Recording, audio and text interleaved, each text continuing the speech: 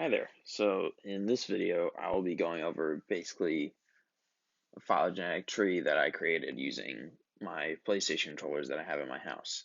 Um, PlayStation's kind of been in the family for a long time, and so I have a ton of them now. Some basic terms to understand real quick. Anagenesis versus cladogenesis. So anagenesis is basically evolution within a singular lineage. Basically what this means is there is no branching occurring in that lineage of a species. Cladogenesis, on the other hand, is when there actually is splitting of a lineage, basically where two species come from a single common ancestor. Next, we have our operational taxonomic units. In this example, I'll be using my PlayStation controllers that I have in my house. An operational taxonomic unit, or OTU, is basically a species on the phylogenetic tree that is connected by internal nodes. That basically shows a common ancestor between two closely related species. I'll show these later. Here we have my completed phylogenetic tree. I'll go more in depth on why I split the way I did, but to explain real quick, the tree is rooted basically because the order of the divergence for each of the controllers can be inferred as a result of there being an outgroup at the top of the tree. So from this outgroup at the top, we can see the order in which that we had new species diverge over time.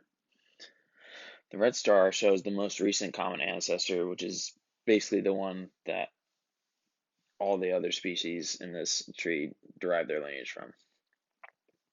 The green star at the top shows the outgroup. This is the one species that diverged the earliest out of them all.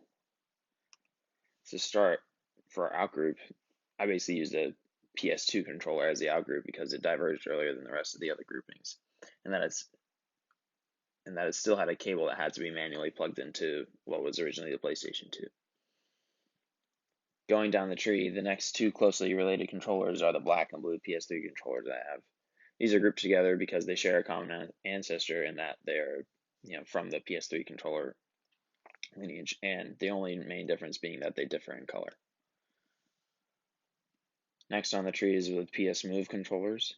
These are grouped together because they work for the PS3, but diverge from the PS3 controllers, and they are different in terms of their shape and function compared to those two.